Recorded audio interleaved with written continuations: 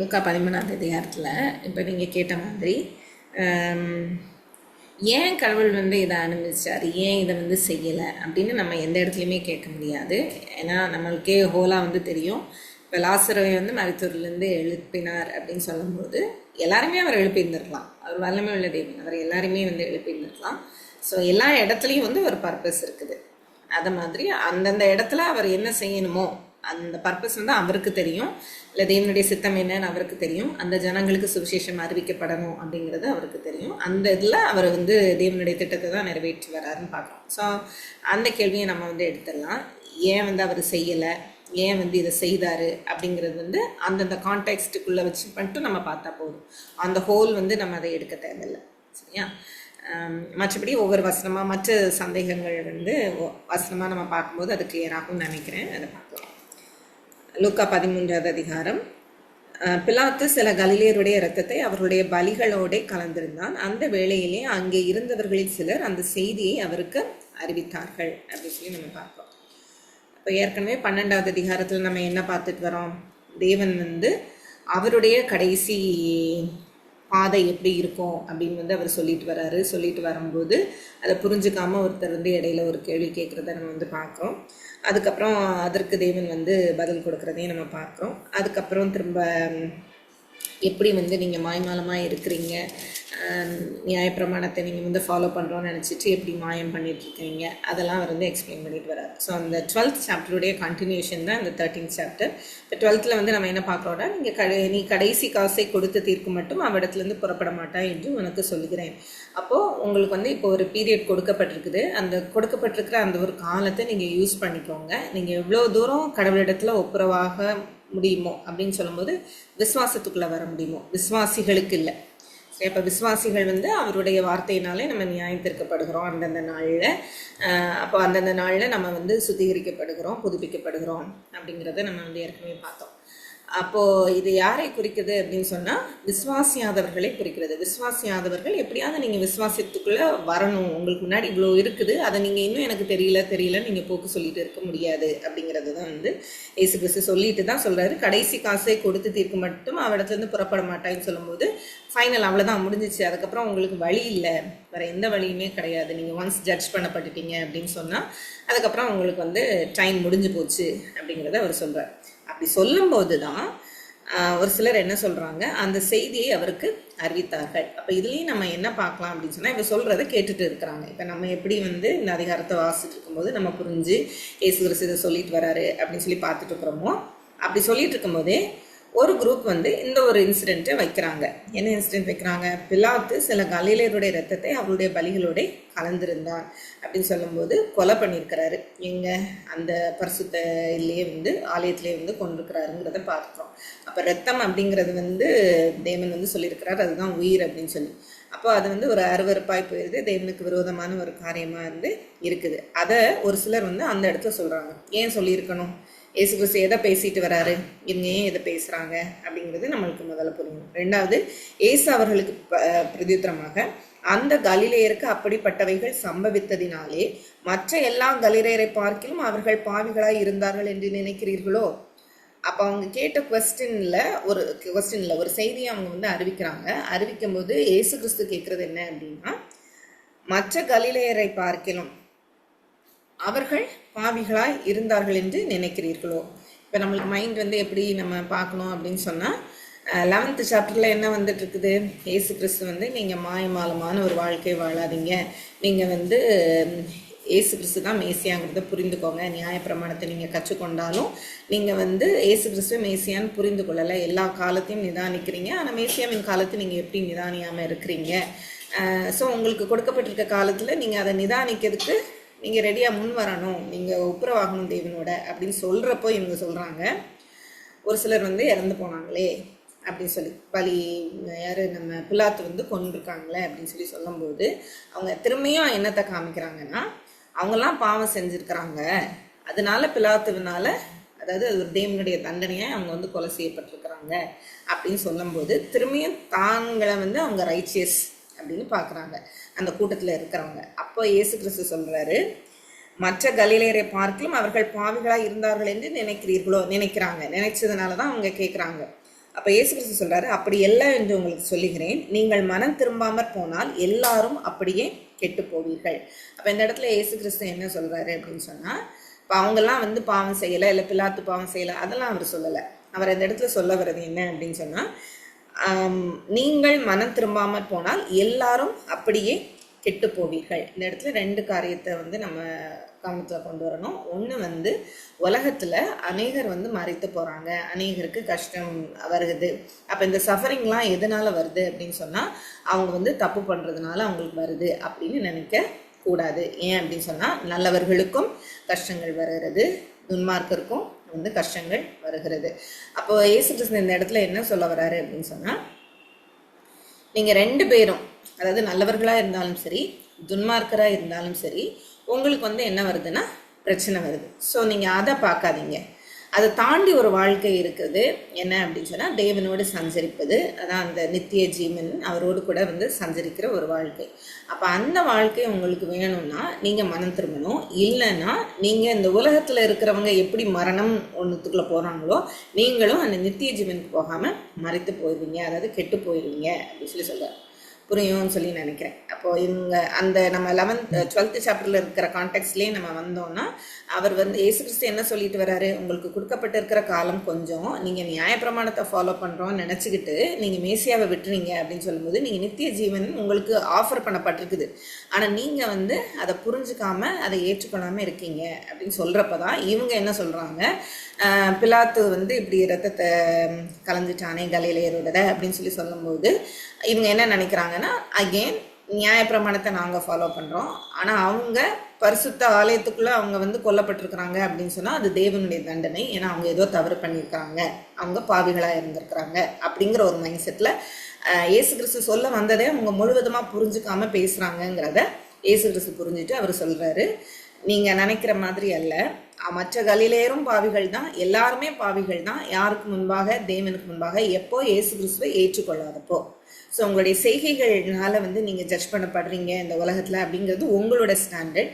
ஆனால் கடவுள் எப்படி பார்க்குறாரு, தேவன் எப்படி பார்க்குறாரு அப்படின்னு சொன்னால், நீங்கள் இயேசு கிறிஸ்துவை விசுவாசித்தீங்க அப்படின்னு சொன்னால் உங்களுக்கு மரணம் கிடையாது. அப்போ நீங்கள் மனம் திரும்புங்க, நீங்கள் கெட்டு போக மாட்டீங்க அப்படிங்கிறத சொல்கிறார். புரிஞ்சுக்கோம் அப்படின்னு நினைக்கிறேன். அப்போ அடுத்து வந்து திரும்ப அவரும் ஒரு இன்சிடென்ட் எடுக்கிறாரு. சீலோவாமிலே கோபுரம் விழுந்து 18 பேரை கொன்றதே, எருசலேமில் குடியிருக்கிற மனுஷர் எல்லாரிலும் அவர்கள் குற்றவாளிகளாக இருந்தார்கள் என்று நினைக்கிறீர்களோ அப்படின்னு. இப்போ அடுத்து இந்த ரெண்டு இன்சிடென்ட்டும் வந்து அப்போ இருந்த ஒரு ஜூயிஷ் ஹிஸ்டாரியன் வந்து ஜோசஃபஸ் அப்படின்னு சொல்லிட்டு அவர் தான் அநேக ரெக்கார்ட் வந்து எழுதியிருக்கிறாரு. இப்போ அதை வச்சு தான் வந்து நிறைய எதெல்லாம் நடந்திருக்குது ஹிஸ்டாரிக்கலாக அப்படின்னு கம்பேர் பண்ணுவாங்க.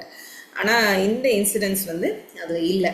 அப்போ இது வந்து எப்படி இந்த வசனங்களை வைத்து வந்து நம்ம பார்க்கும்போது என்ன சொல்கிறாங்கன்னா, அந்த இயேசு கிறிஸ்துவின் காலத்தில் இது நடைபெற்றிருக்கக்கூடும். ஏன்னா பிலாத்துவினுடைய ஆட்சி வந்து 20 30 ஏடிக்குள்ளே, 26 36க்குள்ளே, ஸோ அந்த பீரியடில் வந்து பிலாத்து இந்த மாதிரி ஒரு காரியத்தை செய்துக்கிறதுனால, இயேசுவின் காலம் அந்த டைமில் அப்படிங்கிறதுனால, அந்த டைமில் அது ஒரு பெரிய ஒரு நியூஸாக வந்து இருந்திருக்கும். அதனால் அந்த நியூஸை ஜனங்கள் சொல்கிறாங்க. அதே டைமில் இந்த சீலோவாம் அப்படிங்கிற ஒரு இடத்துல வந்து ரோமா ஆட்சி மூலமாக அந்த குளத்தின் கரையில் வந்து சில காரியங்கள், கன்ஸ்ட்ரக்ஷன் ஒர்க் வந்து நடக்குது. அதில் 18 பேர் வந்து மறித்து போனாங்க. ஸோ அதுவும் அந்த டைமில் வந்து நடந்திருக்க வாய்ப்பு இருக்குது. இந்த ரெண்டையுமே இயேசு கிறிஸ்து அந்த நேரத்தில் சொல்கிறதுனால. அப்போ அந்த இடத்துல அவர் சொல்லும் போது என்ன சொல்ல வர்றாரு, அவங்களும் மறித்து போனாங்க. அப்போ எருசலேமில் இருக்கிறவர்களை பார்க்கலும் இங்கே எருசலேம் குடியிருக்கிற மனுஷர் எல்லாரையும் அவர்கள் குற்றவாளிகளாக இருந்தார்கள் என்று நினைக்கிறீர்களோ, அப்படி இல்லை அப்படின்னு சொல்லும்போது, அவங்க குற்றவாளிகள் அல்ல அப்படின்னு சொல்லலை. நீங்கள் ஜட்ஜ் பண்ணாதீங்க அதை வச்சு, எதை வச்சு. இப்போ அவங்க மறித்து போனாங்க அப்படின்னு சொன்னால் அவங்க ரைச்சியஸாக இல்லை அதனால மறித்து போனாங்கன்னு ஜட்ஜ் பண்ணாதீங்க. ஏன்னா அவங்க ரைச்சியஸாக இருந்தாலும் அவங்களுக்கு மரணம்ங்கிறது உண்டு. இந்த உலகத்தில் வாழ்கிறவங்களுக்கு, நல்லது தீமை செய்கிறவங்களுக்கும் இந்த வாழ்க்கையில் மரணம்ங்கிறது உண்டு. அப்போ நீங்கள் உங்கள் வேலையை பாருங்கள், என்ன வேலை அப்படின்னு சொன்னால், இயேசு கிறிஸ்துவை நீங்கள் விசுவாசிங்க. மற்றவர்களை நீங்கள் வந்து இவங்க இந்த தப்பு பண்ணதுனால காட் அவங்கள ஜட்ஜ் பண்ணிட்டாங்க, இந்த தப்பு பண்ணதுனால தான் அவங்களுக்கு வந்து இந்த ஒரு பிளெஸ்ஸிங் அவங்க இழந்து போனாங்க, இன்றைக்கும் கூட நம்மளும் கூட அந்த மாதிரி யோசிக்கலாம். ஆனால் அப்படி யோசிக்காதீங்க. ஏன்னா எல்லாருக்கும் எந்த நேரத்தில் என்ன நடக்குங்கிறது வந்து தெய்வனுக்கு மாத்திரம்தான் தெரியும். அது வந்து மேபி அவங்க கரெக்ட் பண்ணப்படுறதுக்காக நடக்கலாம், இல்லை ஜஸ்ட் ஒரு லெசன் லேர்ன் பண்ணுறதுக்காக நடக்கலாம், இல்லை ஒரு வளர்ச்சிக்குள்ளே அவங்க கடந்து போகிறதுக்காக கூட நடக்கலாம். அதனால் எது நடக்குதுங்கிறது நம்மளுக்கு முக்கியம் இல்லை. அவருடைய பிள்ளைகள் ஆக வேண்டும் அப்படிங்கிறது தான் தேவன் வந்து விரும்புகிறார். அந்த உலகத்தில் இருக்கிறவங்க அவருடைய வார்த்தையை கேட்கும்போது, அவருடைய வார்த்தையை விசுவாசித்து அந்த வாழ்க்கைக்கு நேராக கடந்து போகணும்னு சொல்லும்போது தான் அவர் 2வது தடவை அதை சொல்கிறாரு. அப்படி அல்லவென்று உங்களுக்கு சொல்லுகிறேன், நீங்கள் மனம் திரும்பாமல் போனால் எல்லாரும் அப்படியே கெட்டு போவீர்கள். இப்போ நீங்கள் இயேசு கிறிஸ்து விசுவாசிக்கலை அப்படின்னு சொன்னால் நீங்கள் மனம் திரும்ப வாய்ப்பு இல்லை. நீங்கள் மனம் திரும்பலை அப்படின்னு சொன்னால் நீங்கள் கெட்டு போவீர்கள் அப்படிங்கிறது சொல்கிறார். ஸோ 1லிருந்து 5க்குள்ளே அவங்க கேட்ட கேள்வியில் அவங்க இன்னும் அவங்க புரிந்து கொள்ளலைங்கிறதுனால இயேசு கிறிஸ்து இன்னும் தெளிவாக அவங்களுக்கு சொல்லிக் கொடுக்குறத நம்ம பார்க்குறோம். இப்போ அவர் ஒரு ஊமையை சொல்லி திரும்ப அவர் சொன்னவரதையே திரும்ப விளக்கத்தை கொடுக்குறார். ஒருவன் தன் திராட்சை தோட்டத்தில் ஒரு அத்தி மரத்தை நட்டிருந்தான். அவன் அதிலே கனியை தேடின போது ஒன்றும் காணவில்லை. அப்பொழுது அவன் தோட்டக்காரனை நோக்கி, இதோ 3 வருஷமாய் இந்த அத்தி மரத்திலே கனியை தேடி வருகிறேன், ஒன்றையும் காணவில்லை. இதை வெட்டி போடு, இது நிலத்தையும் ஏன் கெடுக்கிறது என்றான். அதற்கு அவன், ஐயா, இந்த வருஷமும் இருக்கட்டும், நான் அதை சுற்றிலும் கொத்தி எரு போடுவேன். கனி கொடுத்தால் சரி, கொடாவிட்டால் இனிமேல் இதை வெட்டி போடலாம் என்று சொன்னான் என்றார். இதுவும் நம்ம அநேக பிரசங்கங்களில் கேட்டிருப்போம். அப்போ இந்த ஓமையில் திராட்சை தோட்டத்தில் ஒரு அத்தி மரத்தை நட்டிருந்தான். இது அவங்க ஃபார்மிங்கில் ஒரு நார்மலான ஒரு காரியம். என்ன அப்படின்னு சொன்னால், திராட்சை தோட்டம் அப்படிங்கிறது அது கொடியாய் படரும். திராட்சை ரசம், திராட்சை தோட்டம் வைத்திருக்கிறதெல்லாம் அந்த காலத்தில் ரொம்ப எக்ஸ்பென்சிவ் ஆன ஒரு காரியம். நல்ல ஒரு செழிப்பான இடம் தேர்ந்தெடுத்து, திராட்சை தோட்டம் இருந்தாலே அந்த சாயில் எப்படி இருக்குமா அப்படின்னு சொன்னால் நல்லா செழிப்பாக இருக்கும். ஏன்னா கரெக்டான தண்ணி ஊற்றி கரெக்டான மினரல்ஸோடு இருந்தால் தான் அந்த திராட்சை தோட்டம் நல்ல வளர்ச்சிக்குள்ளே வரும். ஸோ அப்படி இருக்கிற இடத்துல அந்த இடங்களை அவங்க யூஸ் பண்ணுறதுக்கு அதில் மற்ற மரங்களையும் நடுறது உண்டு. இந்த இடத்துல அவர் அத்தி மரத்தை சொல்கிறார். ஸோ திராட்சை தோட்டம்னா ஒன்லி அந்த திராட்சை இது மட்டும்தான் இருக்கும் அப்படின்னு கிடையாது. அது ஒரு நல்ல ஒரு ஃபர்டைல் சாயிலாக இருக்கிறதுனால மற்ற மரங்கள் நடுறது உண்டு. இதெல்லாம் அத்தி மரத்தை ஏன் தேவன் பர்பஸாக சொல்கிறாரு அப்படின்னு சொன்னால், திராட்சை தோட்டமாக இருந்தாலும் சரி, அத்தி மரமாக இருந்தாலும் சரி, இஸ்ரவேலர்களுக்கு புரியும். அது இஸ்ரவேல் ஜனங்களை குறித்து சொல்லப்படுகிறது அப்படின்னு சொல்லி. அப்போ இப்போ இந்த ஓமையை சொல்லும் போது சீஷர்களுக்கும் புரியும். அங்கேருந்து ஒரு சிலர் தேவனுடைய ராஜ்யத்தை விசுவாசிக்கிறவங்களுக்கு மேபி அது புரியலாம். அப்போ ஒருவன் தன் திராட்சை தோட்டத்தில் ஒரு அத்தி மரத்தை நட்டு இருந்தான். அவன் அதில் கனியை தேடின போது அது ஒன்றும் காணவில்லைன்னு சொல்லும்போது, இந்த அத்தி மரத்துக்கு ஒரு ஸ்பெஷாலிட்டி என்ன அப்படின்னு சொன்னால், அது இலைகள் வருவதுக்கு முன்னாடியே காய் காய்க்க ஆரம்பிக்கிறது பார்க்க முடியும் அப்படின்னு சொல்கிறாங்க. அதே போல் இலை இருக்கிற டைமில், அட்லீஸ்ட் இலையெல்லாம் நிறையா வர்ற டைமில் நிறைய காய் தெரிய ஆரம்பிச்சிடும். அதுக்கப்புறம் தான் அது கனி கொடுக்க ஆரம்பிக்குது. அப்போது அந்த சீசனில் அது இலை கொடுக்குது அப்படின்னு சொன்னால் அந்த இலை வர்றதுக்கு முன்னாடியே காய் வந்திருக்கணும். அப்படி இல்லை அப்படின்னு சொன்னால் இலையெல்லாம் வந்துட்டு அட்லீஸ்ட் இப்போவாது அந்த இலை ஃபுல்லாக இருக்கிற டைமில் கண்டிப்பாக காய் வந்துடணும். அப்படி காய் வரல அப்படின்னு சொன்னால் எதர் முன்னாடி வந்துடணும், இல்லை இலையெல்லாம் ஃபுல்லாக வரும்போது காய் வந்திருக்கணும். அப்படி வரல அப்படின்னு சொல்கிறப்போ எதர் அந்த மரம் ஏதோ ஒரு சரியாக இல்லை, அந்த மரம் ஏதோ ஒரு பிரச்சனை, அது ஒரு புரோக்கன் ஸ்டேஜில் இருக்குது அப்படிங்கிற மாதிரி புரிந்து கொள்ளலாம். அப்போ அதை இருக்க அந்த லேண்டையும் அது என்ன பண்ணிடுதுன்னா எல்லா சத்தையும் அது உறிஞ்சிருது. ஆனால் கனி எதுவும் காய் எதுவும் காய்க்கல அப்படின்னு சொல்லும்போது அந்த நிலத்தையும் அது கெடுக்குது அப்படின்னு சொல்லும்போது திராட்சை தோட்டத்துக்கு போக வேண்டிய எல்லாம் கூட இது எடுத்து இது அதுக்குரிய பலனை கொடுக்கல அப்படிங்கிறது தான் அவர் சொல்கிறார்.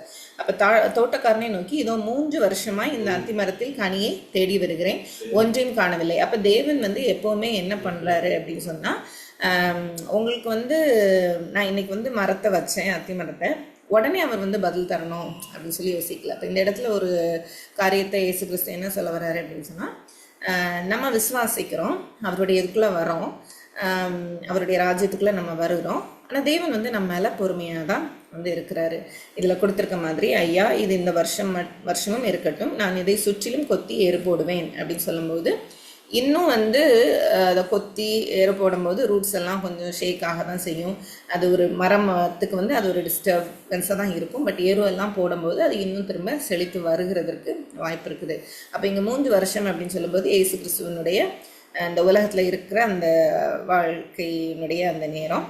அதே நேரத்தில் அவர் போக போகிறதுக்கு முன்னாடி இஸ்ரவேல் ஜனங்கள் ரட்சிக்கப்பட வேண்டும், அவர்களுக்கு தான் சுவிசேஷம். ஆனால் அவங்க அதை நிராகரிக்கிறாங்க. ஸோ அவங்களுக்கு இன்னும் ஒரு காலம் இருக்குது, இன்னும் கொஞ்சம் அவங்களுக்கு டைம் கொடுக்குறாரு அப்படின்னு சொல்லும்போது அகெயின் அந்த 12வது அதிகாரத்தில் கடைசி வசனத்தினுடைய ஒரு எக்ஸ்பிளனேஷன் தான் இந்த ஓமை.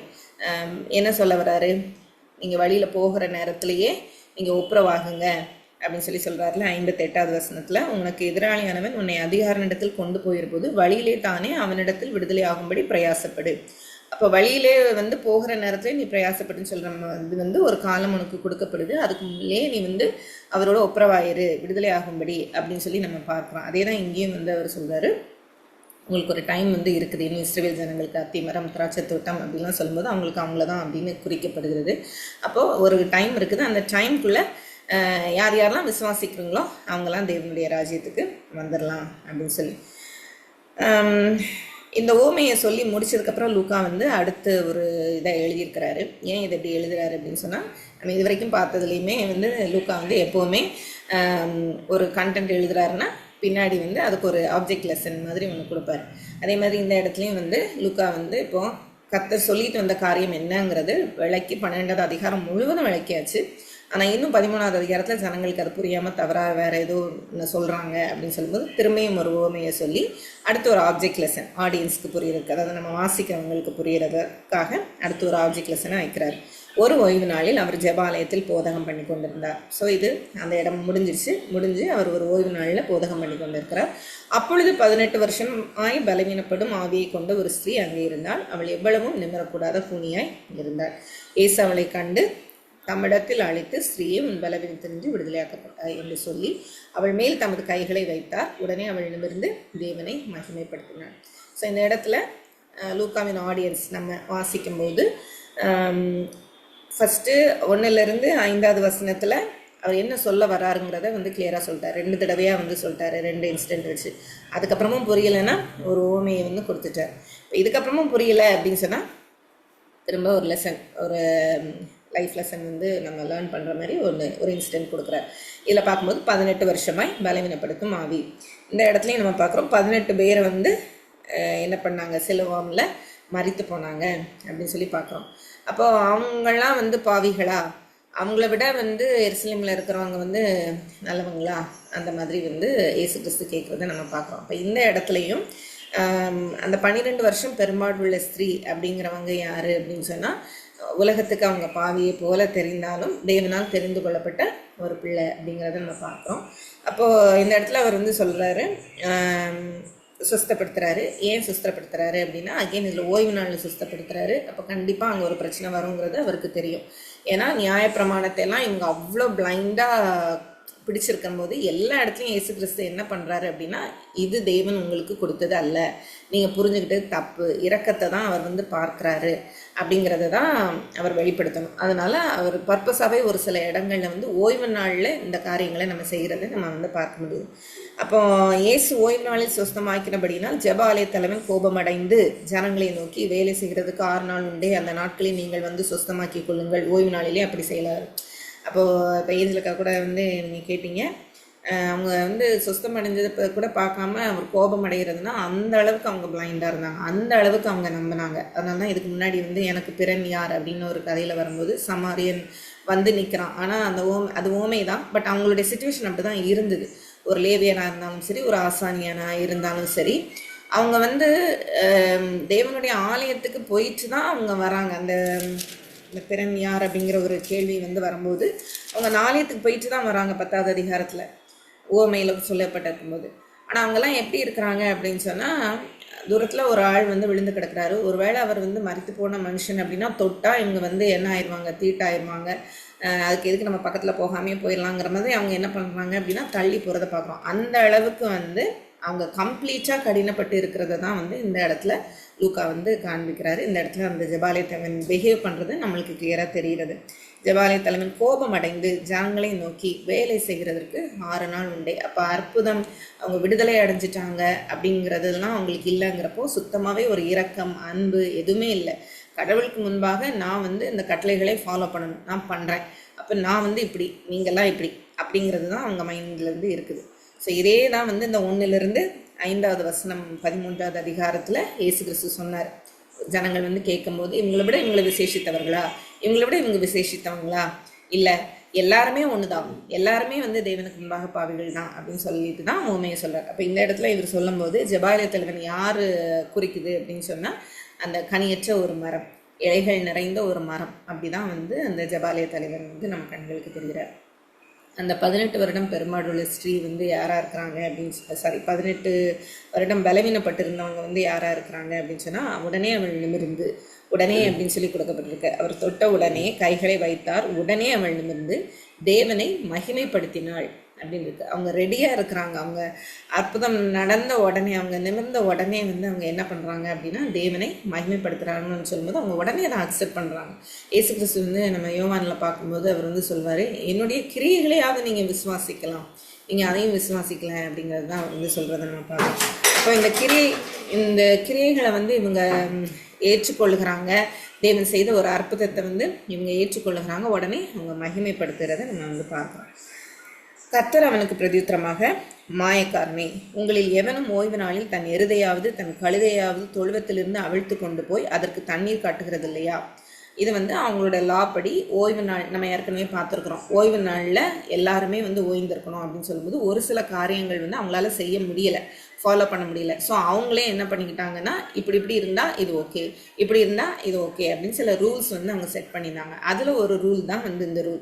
ஒரு அனிமல் வந்து ஒரு மாடோ ஒரு எருதோ வந்து தண்ணிட்டாங்கன்னா அதுக்கு நம்ம வந்து தண்ணி வைக்கலாம், அது வேலைன்னு கன்சிடர் பண்ணக்கூடாது. இதெல்லாம் இவங்க செட் பண்ணிக்கிட்டது. ஏன்னா இவங்களோட டே டு டே லைஃப்பில் ஓய்வு நாளை வந்து நம்ம பரிசுத்தமாக ஆசரிக்கணும், ஓய்வு எடுக்கணும் அப்படின்னு சொல்லும்போது இவங்களால சில காரியங்களை ஃபாலோ பண்ண முடியலை. ஸோ அவங்களுக்கு ஏற்றாப்புல அதை வந்து அவங்க அட்ஜஸ்ட் பண்ணிக்கிட்டாங்க. அப்போ அதை நீங்கள் செய்வீங்க, அதை தான் அவர் வந்து அவ்வளோ கடிந்து கொள்கிறத நம்ம பார்க்குறோம். இயேசு கிறிஸ்து சொல்கிறாரு, மாயக்காரனே அப்படின்னு சொல்கிறாரு. ஏன் அப்படின்னு சொன்னால், நீங்கள் அதை அட்ஜஸ்ட் பண்ணிக்கிட்டீங்க.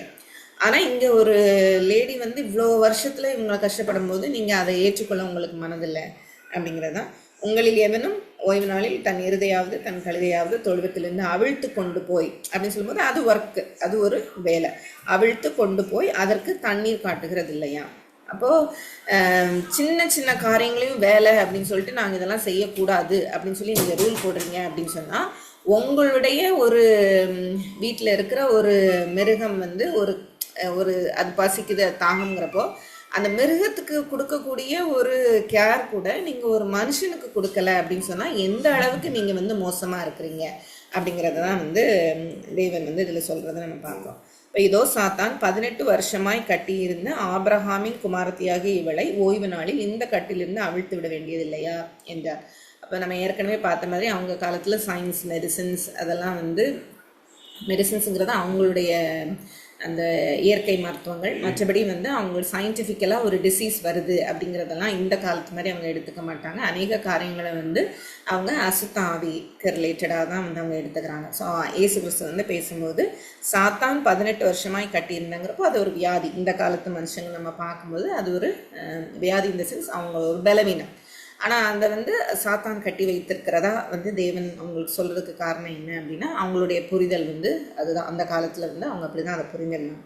இப்போ சாத்தான் 18 வருஷமாய் கட்டியிருந்தா ஆபிரகாமின் குமாரத்தியாகிய, அப்போ நீங்கள்லாம் வந்து அவங்கள ஆபிரகாமை பெருசாக நினைக்கிறீங்க, ஆபிரகாமோட சந்ததி அப்படின்னு சொல்லி சொல்கிறீங்க. ஆனால் ஒருத்தருக்கு வந்து ஒரு பலவீனம் வருது, ஒரு கஷ்டம் வருது அப்படின்னு சொல்லும்போது அவங்க வந்து தேவனால் நிராகரிக்கப்பட்டவர்கள் நீங்கள் முடிவெடுத்துக்கிறீங்க. தேவன் வந்து அவங்கள ஜட்ஜ் பண்ணியிருக்கிறாரு, அவங்கள பனிஷ் பண்ணியிருக்கிறாரு, அவங்க ஏதோ ஒரு பாவம் பண்ணியிருக்கிறாங்க அப்படின்னு நீங்கள் நினச்சிக்கிறீங்க. இதுதான் அந்த 1லிருந்து 5வது வசனத்துலையும் இயேசு கிறிஸ்து சொன்னார். அப்போது அந்த மாதிரி நீங்கள் நினச்சிக்கிறதுனால நீங்கள் என்ன பண்ணுறீங்க அப்படின்னா, அவங்க மேலே ஒரு அக்கறையும் நீங்கள் காட்டுறதில்லை. இப்போ சுகம் அடைந்தும் கூட நீங்கள் அவங்க மேலே ஒரு கன்சர்ன் கூட உங்களுக்கு இல்லை அப்படிங்கிறது தான் அவர் வந்து சொல்லும் போது ஆபிரகாமின் குமாரத்தி அப்படின்னு சொல்லி அவர் சொல்கிறார்.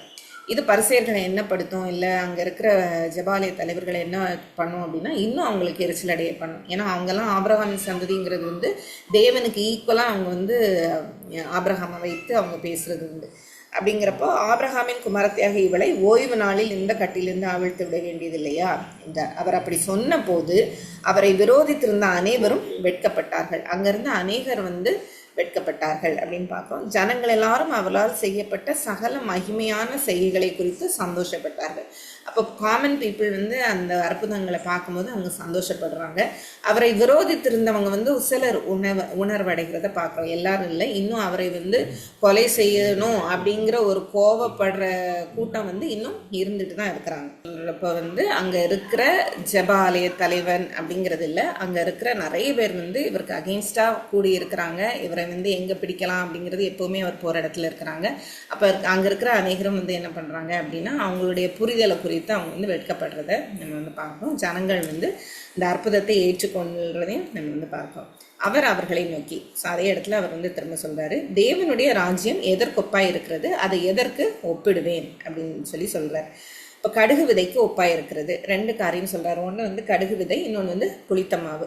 இப்போ கடுகு விதை வந்து எப்படின்னா, அதை ஒரு மனுஷன் எடுத்து தன் தோட்டத்திலே போட்டான், அது வளர்ந்து பெரிய மரமாயிற்று, ஆகாயத்து பறவைகள் வந்து அதன் கிளைகளில் அடைந்தது என்றார். அப்போ இந்த இடத்துல நம்ம வந்து பார்க்கும்போது கடுகு விதை அப்படிங்கிறது வளர்ந்து பெரிய மரம் ஆகாது, பெரிய ஒரு ஷ்ரப்பாக வந்து ஒரு செடியாக, ஒரு பெரிய செடியாக வந்து ஆகும். ஆனால் தேவன் வந்து இதை வந்து ரொம்ப இன்னும் தேவனுடைய ராஜ்யம் எப்படி இருக்கும் அப்படின்னா, நீங்கள் எண்ணி பார்க்க முடியாத அளவுக்கு கடுகு விதைங்கிறது வந்து மிகவும் சிறிய விதை. அவங்கள பொறுத்த வரைக்கும் கடுகு விதை வந்து எந்த விடத்தில் போட்டாலும் அது கடகடான்னு வந்து வளர்ந்துடும், ரொம்ப ஃபாஸ்ட்டாக வளர்ந்துடும். அதனால் அந்த நல்ல செழிப்பான இடங்கள்லாம் வந்து கடுகு விதை விழுந்துடக்கூடாதுங்கிற ஒரு எண்ணம் வந்து உண்டு. அப்போ இங்கே வந்து கடுகு விதைக்கு ஒப்பாக இருக்கிறது, அதை ஒரு மனுஷன் எடுத்து தன் தோட்டத்திலே போட்டான், அது வளர்ந்து அப்படின்னு சொல்லி போட்டிருக்கு. அப்போ நீங்கள் அதாவது ஒரு நார்மல் ஒரு உலகத்தில் இப்படி தான், இதுதான் கரெக்டு, இவங்கெல்லாம் தான் கரெக்டு, இவங்கெல்லாம் வந்து தப்பு, இவங்கெல்லாம் வந்து அங்கே தான் நம்ம வைக்கணும் அப்படின்லாம் சொல்லி இந்த யூதர்கள் வந்து வைத்திருந்தாங்க. அதே போல் யூதர்களோட தாட் வந்து என்ன இருந்ததுன்னா, எங்களுக்கு மட்டும்தான் தெய்வன், மற்றவங்களுக்கு வந்து தெய்வன் வந்து கிடையாது அப்படிங்கிறதெல்லாம் அவங்க வந்து வைத்திருந்தாங்க. அப்போ தான் அவர் வந்து சொல்கிறாரு, கடுகு விதையை எடுத்து தோட்டத்திலே போட்டான், அது வளர்ந்து அப்படின்னு சொல்லி சொல்லப்பட்டிருக்கிறது. அப்போ அது வந்து தோட்டத்தில் போட்டு அது வளர்ந்து ஒரு மரமாயிற்று அப்படின்னு சொல்லும்போது, அது சுற்றி இருக்கிற எல்லா தண்ணி எல்லாத்தையுமே அது உறிஞ்சிரும், வேர் வந்து ரொம்ப எல்லா இடத்துலையும் வந்து போயிடும். அந்த மாதிரி போகிறதுனால வந்து கடுகு விதை அப்படிங்கிறது அந்த ஃபார்மர்ஸ்க்கு வந்து அவங்க யூஸ் பண்ணுறது ரொம்ப ரேரில் யூஸ் பண்ணுறதில்ல. அப்படிங்கிறப்போ தேவன் வந்து அதை மாற்றி காமிக்கிறார். நீங்கள் இந்த உலகத்தில் நீங்கள் வச்சிருக்கிற ஒரு ஸ்டாண்டர்டை அப்படியே அவர் மாற்றி வந்து அவர் காண்பிக்கிறத பார்க்குறோம். மரம் அப்படின்னு சொல்லும்போது நீங்கள் நினைக்கிற அந்த ஷ்ரப்பு இல்லை, அதுக்கும் மேலாக அப்படிங்கிறத சொல்கிறார். இன்னொன்று இந்த இடத்துல வந்து அவர் சொல்கிறது என்ன அப்படின்னா, ஆகாயத்து பறவைகள் வந்து அதன் கிளைகளிலே அடைந்தது அப்படின்னு சொல்லும்போது, இது ஜஸ்ட் அவர் ஏதோ ஒரு மரம், அதில் வந்து பறவைகள் இருக்கும் அப்படிங்கிறது சொல்ல வரல. இவங்க யூதர்கள் அப்படிங்கிறதுனால இவங்களுக்கு புரிகிற மாதிரி இந்த தானியேல், அதே போல் எசேக்கியேல், இந்த இடங்கள் எல்லாம் வந்து மரம் அப்படிங்கிறது எதை குறிக்குது அப்படின்னு சொன்னால் ஒரு ராஜ்யத்தை குறிக்குது. அதில் வந்து எல்லாரும் வந்து அடைவார்கள் அப்படின்னு சொல்லும்போது அது ரொம்ப செழிப்பாக இருக்கும். அந்த தேசம் மட்டும் இல்லை, எல்லாருமே அந்த இதுக்கு வருவாங்க அப்படிங்கிறத நம்ம வந்து பார்ப்போம். தானியேல் 4வது அதிகாரத்தில் பார்ப்போம். தானியேல் 4வது அதிகாரத்தில் வந்து அவர் நேபுகாத் நேச்சர் வந்து ஒரு அற்புதம், அது பேர் என்ன, ஒரு சொப்பனம் வந்து காண்கிறத நம்ம பார்ப்போம். அந்த விருட்சம் வளர்ந்து பலத்து, 11வது வசனம், தேசத்தின் எல்லை பரியந்தும் காணப்பட்டதாக, அதன் உயரம் வான பரியந்தம் எட்டது, அதன் இலைகள் நேர்த்தியும் அதன் கனி மிகுதியுமாக இருந்தது, எல்லா ஜீவனுக்கும் அதில் ஆகாரம் உண்டாயிருந்தது, அதன் கீழே வெளியின் மிருகங்கள் நிழலுக்கு ஒதுங்கினது, அதன் கொப்புகளில் ஆகாயத்து பட்சிகள் தாபரித்து சகல பிராணிகளும் அதனால் போஷிக்கப்பட்டது. தானியேல் 4:12-11 பார்க்குறோம். அப்போது இதை வந்து இவங்க சொல்லும் போது, அதே போல் எசேக்கியேல் 31வது அதிகாரத்துலையும் வந்து இருக்கிறத நம்ம பார்க்குறோம். அப்போ இந்த இடத்துல இயேசு கிறிஸ்து சொல்லும்போது இவங்க எதை ரிலேட் பண்ணுவாங்க அப்படின்னு சொன்னால், அந்த பாபிலோனின் ஆட்சி காலம் வந்து அவங்க வந்து ரிலேட் பண்ணுவாங்க. அதே மாதிரி பாபிலோனின் ஆட்சி காலத்தில் தான் இவங்க வந்து சிறைப்பட்டு வர்றாங்க. இந்த நியாயப்பிரமாணம்லாம் திரும்ப வந்து மாற்றி அவங்களுக்குள்ளே அவங்க அதை புதுப்பித்துக்கிறாங்க. இந்த காரியங்கள் எல்லாம் நடக்குது. அதுக்குள்ளேயும் தேவனுக்கு பிரியமான ஒரு கூட்டம் அப்படின்னு சொல்லி ஒரு கூட்டம் இருந்து தேவனை ஆராதிக்கிறாங்க. ஸோ அதுதான் முதல்ல சபையாக திரும்ப எங்கே வருதுன்னா சிறையிருப்புக்குள்ளே வந்து வர்றதை நம்ம பார்க்குறோம். அப்போ அவங்க இதை சொல்லும்போது எப்படி அவங்க புரிஞ்சுக்குவாங்க அப்படின்னு சொன்னால், யூதர்கள் அந்த இடத்துல எப்படி புரிஞ்சுக்கணும் அப்படின்னு சொல்லி இயேசு கிறிஸ்து அந்த இடத்துல சொல்கிறாரு அப்படின்னு சொன்னால், உங்களுக்கு மாத்திரம் இல்லை, நீங்களே வந்து அந்த சிறையிருப்பின் காலத்தில் உங்களை ஒரு சின்ன ஒரு ஜனம், ஒரு கொஞ்சமாக இருந்த ஒரு ஜனத்தை இந்த அளவுக்கு வந்து நான் கொண்டு வந்திருக்கிறேன். இப்போ மேசியாவாகி இயேசு கிறிஸ்து வந்து வந்திருக்கிறாரு. அவர் வந்து அந்த தேவனுடைய ராஜ்யத்தை இந்த உலகத்தில் எல்லாருக்கும் பொதுவாக தான் அவர் வந்து கொடுத்துருக்கிறாரு. அது வளர்ந்து அநேகர் வந்து தங்கும்படியான அது ஒரு இடமா மாறும் அப்படிங்கிறது தான் சொல்கிறார். நீங்கள் மாத்திரம் இல்லை அப்படிங்கிறது. ஸோ அதனோட கண்டினியூட்டி தான் பின்னாடி வரைக்கும் இந்த அதிகாரம் முழுவதும் வருகிறத பார்க்குறோம். ஏன்னா அகெயின் அண்ட் அகெயின் பாவிகள் மற்றவங்கெல்லாம் நாங்கள்லாம் பரிசுத்தவான்கள் அப்படிங்கிற ஒரு மைண்ட் வந்து அவங்களுக்கு இருந்தது. அடுத்து மேலும் அவர் தேவனுடைய ராஜ்யத்தை நான் எதற்கு ஒப்பிடுவேன் அப்படின்னு சொல்லி கேட்குறாரு. அது புளித்த மாவுக்கு ஒப்பாக இருக்கிறது. அதை ஒரு ஸ்திரீ எடுத்து முழுவதும் புளிக்கும் வரைக்கும் 3 படி மாவிலே அடக்கி வைத்தாள் அப்படின்னு சொல்லி பார்க்குறோம். 3 படி மாவு அப்படின்னு சொன்னால் அதை என்ன சொல்கிறாங்கன்னா 50 to 60 பவுண்ட் வெயிட் அப்படின்னு சொல்லி சொல்கிறாங்க. அப்படின்னா கிலோ கணக்கில் பார்க்கும்போது 28 to 27 கிலோ மாவு அப்படின்னு சொல்லிட்டு. அப்போ அது புளித்த மாவுக்கு ஒப்பாக இருக்கிறது. அதை ஒரு ஸ்திரீ எடுத்து முழுவதும் புளிக்கும் வரைக்கும் 3 படி மாவிலே அடக்கி வைத்தாள். அப்போ முழுவதும் அது புளிக்கும் வரைக்கும் அப்படின்னு சொன்னால் அந்த ஸ்திரீ எதுவும் பண்ணுறதில்ல, அதுவாக தான் வந்து புளிக்கிறத நம்ம பார்க்குறோம். அப்போது இந்த இடத்துல வந்து அவர் எருசலேமுக்கு பிரயாணமாய் போகும் 3 படி மாவிலே அடக்கி வைத்தாள் அப்படின்னு சொல்லும்போது அதுக்கு ஒரு டைம் பீரியட் வந்து கொடுக்கப்பட்டிருக்குது. அது வந்து ஒரு வில்லேஜில் இருக்கிறவங்க வரைக்கும் வந்து மொத்தமாக எல்லாமே வந்து அதை யூஸ் பண்ணிக்கிற மாதிரி. ஏன்னா 28 27 கிலோ அப்படின்னு சொல்லும்போது 100 பேர்கிட்ட அது வந்து சாப்பிடலாம். அந்த அளவுக்கு வந்து தேவனுடைய ராஜ்யம் வந்து விரிவடையும். அதுக்குள்ளாக இயேசு கிறிஸ்து வந்து கிரியை செய்கிறார். நீங்கள் அதுக்குள்ளே வரும்போது நீங்கள் வந்து அவருக்கு என்று எல்லாருக்குமே வந்து யூஸ் பண்ணப்படுவீங்க அப்படின்னு சொல்கிறத நம்ம வந்து பார்க்குறோம். அப்போ இதுலேயுமே வந்து இயேசு கிறிஸ்து ஏன் வந்து 3 படி மாவு அப்படின்னு சொல்லி அவர் சொல்கிறாரு அப்படின்னு சொன்னால், பழைய ஏற்பாட்டில் வந்து ஆபிரகாமும் சாராயும் வந்து இருக்கும்போது வெளியிலேருந்து 3 பேர் வராங்க அப்படின்னு சொன்ன உடனே அவர் வந்து ஆபிரகாம் வந்து என்ன சொல்கிறாருன்னா 3 படி மாவை எடுத்து நீ வந்து இதெல்லாம் செய் அப்படின்னு சொல்லி சொல்கிறார். ஸோ இதை சொல்லும்போது அவங்களுக்கு வந்து ஆட்டோமேட்டிக்காக அந்த ஒரு இன்சிடெண்ட்டை ரிலேட் பண்ண முடியும். அப்போ அந்த இன்சிடெண்ட்டில் என்ன நடக்குது அப்படின்னா, ஆபிரகாம் சாராய் அவங்க வந்து யாருன்னே தெரியாமல் தான் அந்த 3 பேரை வந்து அவங்க வர வச்சு கஞ்செல்லாம் அடித்து அவங்களுக்கு வந்து விருந்து பண்ணதை வந்து நம்ம பார்க்குறோம். அப்போ அவங்க வந்து உள்ளே வரும்போது அந்த ஆபிரகாம் அண்ட் சாராய் அவங்க வசித்து வந்து அந்த ஒரு கூடாரத்துக்குள்ளே அவங்க வந்து அக்செப்ட் பண்ணிக்கிட்டாங்க. யாருன்னே தெரியாமல் வந்து அவங்க அக்செப்ட் பண்ணாங்க. கடைசியில் அது வந்து கர்த்தர் இருக்கிறத நம்ம வந்து கர்த்தர் அவரோடு பேசினதை வந்து நம்ம அதில் பார்க்க முடியும். தூதர்கள் இருந்ததை நம்ம பார்க்கணும். அப்போ இந்த இடத்துலையும் வந்து அவர் சொல்ல வர்றது என்ன அப்படின்னு சொன்னால், நீங்கள் ஆபிரகாம் சாராய் ஆபிரகாமுடைய பிள்ளைகள் அவருடைய சந்ததியார் அப்படின்னு சொல்கிறீங்க. அவங்க ஏற்றுக்கொண்டாங்க. ஆனால் அவங்க வந்து அத்தனை பேருக்கு நாங்கள் யூஸ்ஃபுல்லாக இருக்கணும், யார் வந்தாலும் வந்து அவங்கள வந்து வரவேற்று உள்ளே ஏற்றுக்கொள்ளணும் அப்படிங்கிற ஒரு மைண்ட் செட்டில் அவங்க இருந்தாங்க. ஆனால் அவருடைய சந்ததியாகி அவருடைய பிள்ளைகளாக நீங்கள் இயேசு கிறிஸ்துவையும் அறிந்து கொள்ளலை, தேவன் கொடுத்த அந்த பிரமாணத்தையும் நீங்கள் அறிந்து கொள்ளலை, நீங்கள் ஒரு செட் ஆஃப் ரூல்ஸ்குள்ளே நீங்கள் கரெக்ட் அப்படின்னு சொல்லி உட்கார்ந்துருக்கிறீங்க அப்படின்னு அவர் வந்து சொல்கிறார். இப்போது லூக்கா வந்து அந்த 12வது அதிகாரத்தோட கண்டினியூஷனை இது வரைக்கும் அவர் கொண்டு வரதை வந்து நம்ம பார்க்கலாம். இதெல்லாம் வெவ்வேறு காலங்களில் நடந்தாலும் லூக்கா வந்து அதை அழகாக அப்படியே ஆர்கனைஸ் பண்ணி ஆடியன்ஸ்க்கு வந்து கொடுக்குறார், நம்மளும் புரிஞ்சுக்கிறதுக்காக.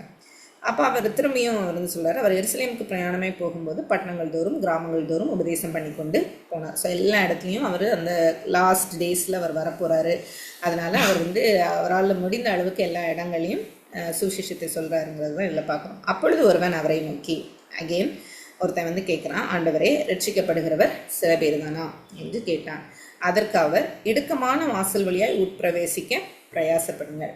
அகெயின் அந்த 12வது அதிகாரம் 58வது வசனம், காலம் உங்களுக்கு குறுகிய காலம், நீங்கள் வந்து விடுதலை ஆகும்படி பிரயாசப்படுங்கள். அதே தான் இந்த இடத்துல அவர் சொல்கிறார், இடுக்கமான வாசல் வழியாய் உட்பிரவேசிக்க பிரயாசப்படுங்கள் அப்படின்னு சொல்லும்போது நீங்கள் ஏதோ ட்ரை பண்ணி உள்ளவாங்க அந்த அர்த்தத்தில் வந்து கொடுக்கப்படல. உங்களுக்கு முன்பாக எல்லாமே வைக்கப்பட்டிருக்கிறது, எல்லாமே உங்களுக்கு கொடுக்கப்பட்டிருக்கிறது, நீங்கள் அவரை விசுவாசிங்க, நீங்கள் பிரயாசப்படுங்க அப்படின்னு சொல்லும்போது நம்ம எப்படி அதை புரிஞ்சுக்கலாம் அப்படின்னு சொன்னால், நம்ம வந்து ஏதோ நல்லா இன்னும் ட்ரை பண்ணணும், பிரயாசங்கிறது அதுதானே, இன்னும் கொஞ்சம் நம்ம ட்ரை பண்ணணும், இன்னும் கொஞ்சம் ட்ரை பண்ணணும். ஆனால் இந்த இடத்துல அவர் சொல்ல வர்றது என்ன அப்படின்னு சொன்னால், கொடுக்கப்பட்டிருக்க காலம் கொஞ்சங்கிறதுனால நீங்கள் அதை அவாய்ட் பண்ணாதீங்க. உங்களுக்கு முன்பாக இருக்கிற தேவனை நீங்கள் அவாய்ட் பண்ணாதீங்க. உங்களுக்கு முன்பாக எத்தனையோ அற்புதங்கள் ஓமைகள் எல்லாமே நான் வந்து சொல்லிட்டு வரேன், நீங்கள் வந்து எதுவுமே இது பண்ணாதீங்க. நீங்கள் வந்து உள்ளே வர்றதுக்கு கொஞ்சம் உங்களுடைய இருதய கடினத்திலேருந்து வெளியில் வாங்க அப்படிங்கிறது தான் வந்து தேவன் இந்த இடத்துல சொல்கிறார். அநேகர் உட்பிரவேசிக்க வகை தேடினாலும் அவர்களாலே கூடாமற் போகும் என்று உங்களுக்கு சொல்கிறேன். எப்படி கூடாமற் போகும்? பிரயாசப்படுங்கள் அப்படின்னு சொல்லும்போது அப்போ எல்லாருமே பிரயாசப்பட்டால் எப்படி வந்து அவங்கெல்லாம் உட்பிரவேசிக்க கூடாமற் போகும் அப்படின்னு சொல்லும்போது இந்த இடத்துல திரும்பியும் எதை குறிக்குது அப்படின்னா, நியாயப்பிரமாணத்தை ஃபாலோ பண்ணுறோம், நாங்கள் போயிடுவோம் அப்படின்னு சொல்லி நினச்சிட்ருக்குறாங்க. நாங்கள் தேவனுடைய பிள்ளைகள், நாங்கள் உள்ளே போயிடுவோம் அப்படின்னு சொல்லி நினச்சிட்ருக்குறாங்க. அதனால தான் நம்மளுமே வந்து நான் வந்து விசுவாசிக்கிறேன் அப்படின்னு சொன்னாலும் நம்முடைய விசுவாசத்தையும் நம்ம பரீட்சித்து பார்க்க வேண்டும் அப்படின்னு சொல்லி நம்ம இந்த நிருப பகுதிகளில் நம்ம பார்ப்போம். அப்போது இந்த இடத்துல நம்மளும் கற்றுக்கொள்கிறது என்ன அப்படின்னா, அநேகர் உட்பிரவேசிக்க வகை தேடினாலும் அவர்களாலே கூடாமற் போகும் அப்படின்னு சொல்லும்போது, இயேசு கிறிஸ்துவை விசுவாசத்தால் மாத்திரம்தான், உங்களுடைய கிரியைகள் அல்ல.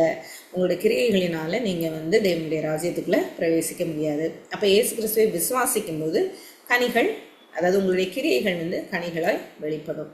அப்படிங்கிறது தான் தேவன் என்று சொல்லுவார். அப்போ வீட்டெஜமான் எழுந்து கதவை பூட்டின பின்பு நீங்கள் வெளியே நின்று ஆண்டவரே ஆண்டவரே எங்களுக்கு திறக்க வேண்டும் என்று சொல்லி கதவை தட்டும்போது அவர் பிரதித்திரமாக நீங்கள் எவ்விடத்தாரோ உங்களை அறியேன் என்று உங்களுக்கு சொல்லுகிறேன். அப்பொழுது நீங்கள் உம்முடைய சமூகத்தில் போஜனபானம் பண்ணினோமே, நீர் எங்கள் வீதிகளில் போதகம் பண்ணினீரே என்று சொல்லுவீர்கள். ஆனாலும் அவர் நீங்கள் எவ்விடத்தாரோ உங்களை அறியேன், அக்கிரமக்காரராகிய நீங்கள் எல்லாரும் என்னை விட்டு அகன்று போங்கள் என்று சொல்லுவார் என்று உங்களுக்கு சொல்லுகிறேன். இதுவும் நம்ம நிறைய தடவை பார்த்துருக்கோம். அப்போ வீட்டெஜமான் எழுந்து கதவை பூட்டின பின்பு அப்படின்னு சொல்லும்போது அகைன் உங்களுக்கு குறிப்பிட்ட ஒரு காலம் இருக்குது. அதுக்கப்புறம் நீங்கள் ஒன்றும் பண்ண முடியாது. அந்த 12வது அதிகாரம் 59வது வசனம் அதே தான் திரும்ப சொல்கிறார். அப்போ அந்த டைமில் அவர் நீங்கள் எவ்விடத்தாரோ உங்களை அறியேன் அப்படின்னு சொல்வேன்னு சொல்கிறாரு. உம்முடைய சமூகத்தில் போஜனபானம் பண்ணினோமே அப்படிங்கிறப்போ இந்த நியாய பிரமாணத்தை ஃபாலோ பண்ணுறவங்கெல்லாம் அவருடைய சமூகத்தில் ஜெபாலயத்துக்கு வந்து காரியங்கள் எல்லாம் செய்து அந்த லேவியர்கள் ஆசாரியர்கள் இவங்கெல்லாம் தான் அதுக்குள்ளே இருக்கிறவங்க. அதே போல் வேதபாரகர் பரிசேயர் நியாயதஸ்திரிகள் இவங்கெல்லாம் தான் அவங்களுடைய சமூகத்திலிருந்து போஜனம் பண்ணுகிறவர்கள்.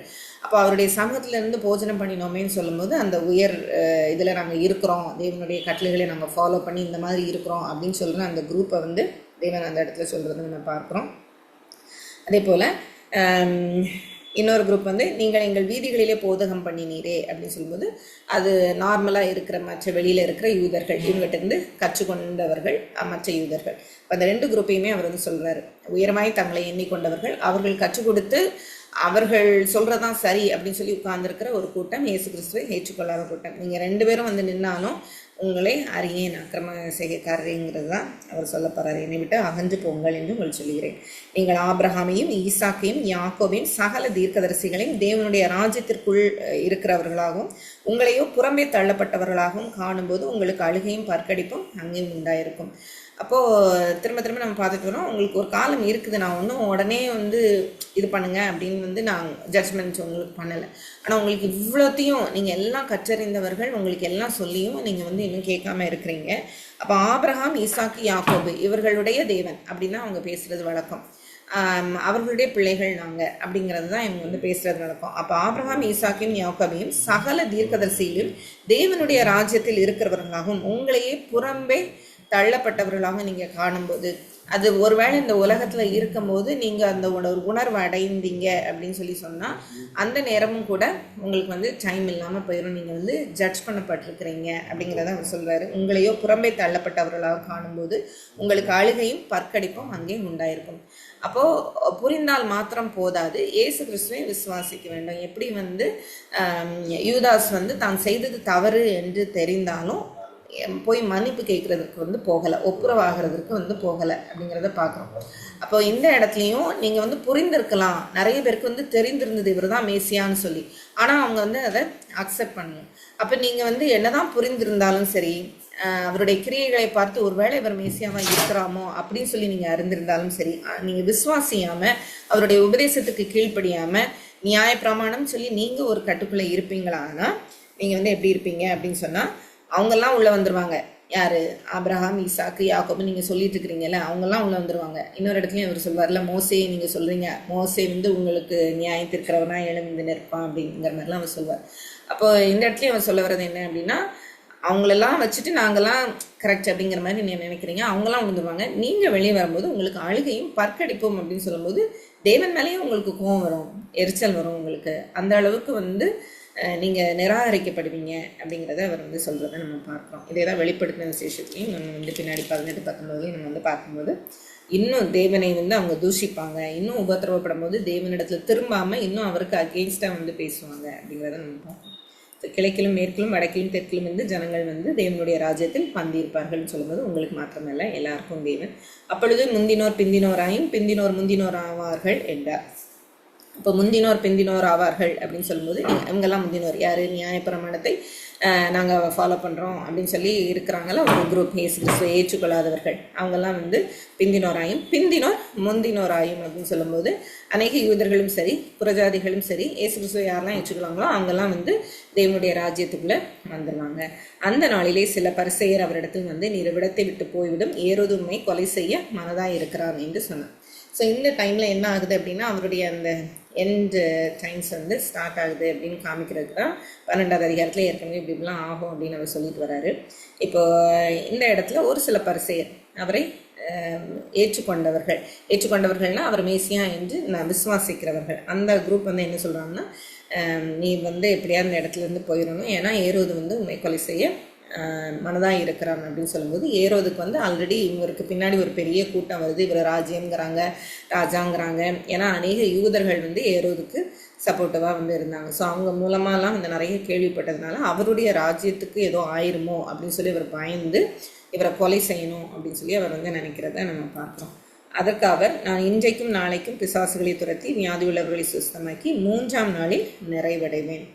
இதை ஏன் இவர் டைரெக்டாக நிறைய இடத்துல சொல்ல முடியலை அப்படின்னு சொல்லி பார்க்கும்போது, அவருடைய டைம்னு ஒன்று இருக்குது. தேவன் திட்டம் பண்ணினா ஒரு டைம்னு இருக்குது. அதனால தான் சில இடங்கள்ல இருந்து அவர் மறைந்து போனார் அப்படின்னு சொல்லி நம்ம பார்க்கோம். சில இடங்களில் அவர் வந்து வெளியரங்கமாய் போகாமல் அந்தரங்கமாய் அவர் வந்து போனார் அப்படிங்கிறதெல்லாம் நம்ம பார்ப்போம். அதே போல தான் தேவன் வந்து எந்த காரியத்தை செய்தாலும் அவரோட டைம், அவருடைய சித்தம் அப்படிங்கிறது ஒன்று இருக்குது. அதை வந்து தேவன் நிறைவேற்றிட்டு வர்றதை நம்ம பார்ப்போம். இப்போ இயேசு கிறிஸ்து இந்த உலகத்தில் இருக்கும்போது போத் ஹியூமன் அண்ட் காடாக அவர் இருந்தார்னு பார்க்கும்போது, நம்மளும் ரீட் பண்ணும்போது அந்த ஒரு அண்டர்ஸ்டாண்டிங்கில் நம்ம வந்து பார்க்கணும். அப்போது இன்றைக்கும் நாளைக்கும் பிசாசுகளை துரைத்து வியாதி உள்ளவர்களை சுத்தமாக்கி அப்படிங்கிறப்போ சுவிசேஷம் இன்னும் அறிவிக்கப்படணும். மேசியாவினுடைய காரியங்கள் வந்து இன்னும் செய்யப்பட வேண்டியது இருக்குது. 3ஆம் நாளில் நிறைவடைவேன்னு சொல்லும்போது 3ஆவது நாள் தான் உங்களுக்கு ஃபைனல்.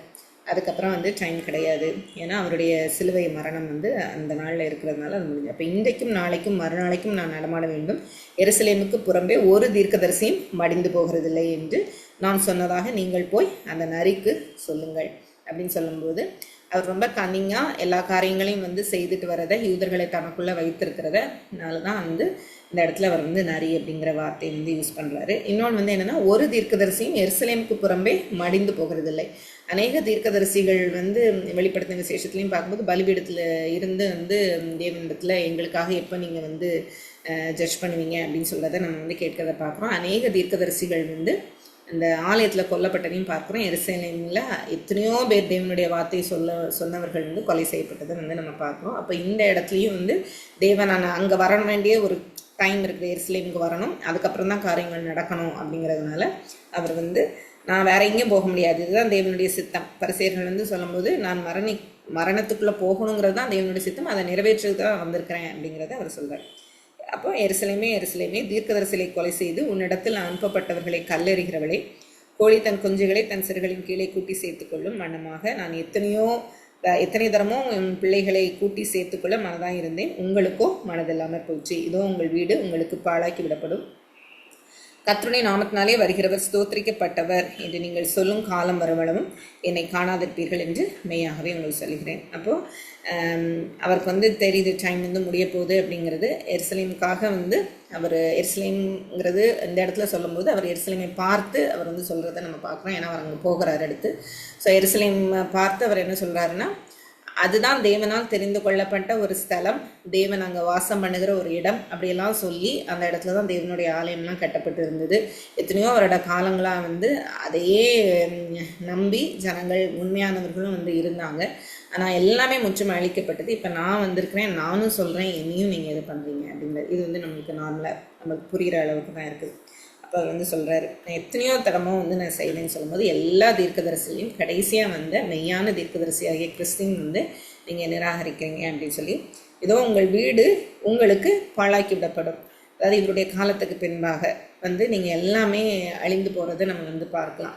நீரோவின் காலத்தில் வந்து எருசலேம் முழுவதுமாக அழிக்கப்பட்டு எல்லா யூதர்களும் சிதறடிக்கப்படுகிறாங்க. அதை தான் நம்ம அப்போஸ்தலர் 8வது அதிகாரம் நினைக்கிறேன், அதில் நம்ம வந்து பார்ப்போம். அப்போது இந்த இடத்துல வந்து அதை வந்து அவர் சொல்கிறார், உங்கள் வீடு உங்களுக்கு பாழாக்கி விடப்படும். கர்த்தருடைய நாமத்தினாலே வருகிறவர் ஸ்தோத்திரிக்கப்பட்டவர் என்று நீங்கள் சொல்லும் காலம் வருமளவும் என்னை காணாதிருப்பீர்கள். அதாவது அவருடைய 2ஆம் வருகை வரைக்கும் அவரை வந்து காண மாட்டீங்க அப்படிங்கிறத வந்து சொல்கிறாங்க. இன்னொரு இதில் வந்து எப்படின்னா, கர்த்தருடைய நாமத்தினாலே வருகிறவர் ஸ்தோத்திரிக்கப்பட்டவர் அப்படின்னு சொல்லி சொல்லும்போது, அந்த 70வது AD தேவனுடைய நியாயத்தீர்ப்பு நடக்கும்போது அவருடைய வருகை அப்படிங்கிறத அவங்க வந்து எடுத்துக்கொள்கிறதையும் நம்ம பார்க்குறோம். ஸோ அந்த காலத்தையும் இது குறிக்குது அப்படிங்கிறதையும் அவங்க சொல்கிறாங்க. அதை நம்ம எடுக்கிறவங்க நம்ம எப்படி எடுத்துக்கலாமோ நம்ம அந்த மாதிரி எடுத்துக்கலாம்.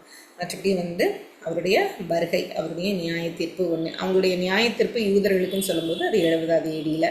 உலகத்தின் முழுவதும் ஜனங்களும் வந்து நியாயத்தீர்ப்பு நடக்க போகுது அப்படிங்கிறது நம்மளுடைய புரிதல் வந்து அவருடைய 2வது வருகையில் அப்படின்னு சொல்லி. ஸோ இந்த வசனங்களை யூதர்கள் பெர்ஸ்பெக்டிவில் எடுத்துக்கிட்டாலும் சரி, அவருடைய பொது ஜனங்களுடைய பெர்ஸ்பெக்டிவில் நம்ம எடுத்துக்கிட்டாலும் சரி, தேவனுடைய நியாயத்திற்கும் ஒன்று இருக்குது.